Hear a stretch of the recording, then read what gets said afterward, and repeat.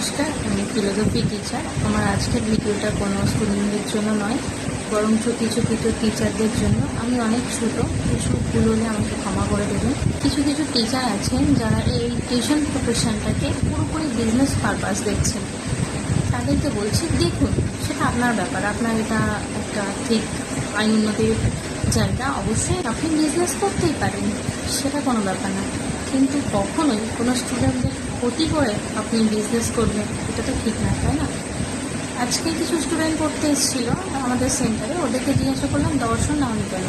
আমি জানি না আপনার বা আপনাদের দর্শন সাবজেক্টটি ছিল কি ছিল না, আর যদি থেকেও থাকে আপনার বোধগম্য হয়নি তার মানে তো এটা না যে অন্য কারোর বোধগম্য হবে না, সেই সাবজেক্ট আর কেউ বুঝতে পারবে না। আপনি হয়তো বোঝার চেষ্টা করেননি, তাই আপনার বা আপনাদের হয়তো ছিল না, আপনারা হয়তো পড়াতে পারবেন না, তাই বলে স্টুডেন্টটা কেটে যাওয়ার ভয়ে তাকে মিসগাইড করছেন, সাবজেক্টটা নিতেই বারণ করে দিচ্ছেন।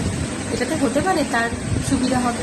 যারা বলছেন দর্শন নিয়ে কী করবেন, তাদেরকে এই কথাটা যারা বলে তাদেরকে বলবো, আপনি বেঁচে থেকে কী করবেন? আপনার বেঁচে থেকে কোনো কাজ নেই, কারণ আপনি সব জেনে গেছেন, সব বুঝে গেছেন। তো জীবন সম্পর্কে যদি সব জেনে বুঝে চান তাহলে আর এই বেঁচে থাকার প্রয়োজন, আপনি বরঞ্চ মরে যান। আর দর্শন কোনো সাবজেক্ট হিসাবে দেখা হয় না, দর্শন আমাদের জীবনের একটি পার্ট। যার দর্শন নেই, যে কোনোদিন দর্শন পড়েনি, তিনিও তার জীবনে দর্শন চর্চা করছে প্রতিনিয়ত। আর একটা মানুষের পক্ষে কখনোই সব কিছু বা সব সাবজেক্ট জানা সম্ভব নয়। আমি তো নিজে স্বীকার করি, আমি দর্শন ছাড়া অন্য সাবজেক্ট আমাকে লাখ টাকা দিলেও পড়াবো না, কারণ আমি পারবো না স্টুডেন্টের ক্ষতি করতে। আপনারা পারছেন, একটা রিকোয়েস্ট করছি যে আপনার যে সাবজেক্ট নয় বা আপনার যে সাবজেক্ট ছিল না, আপনি জানেন না, কেন সেই সাবজেক্ট নিয়ে মন্তব্য করতে চাইছেন? একটা মানুষ সব জানবে তার তো কোনো মানে নেই।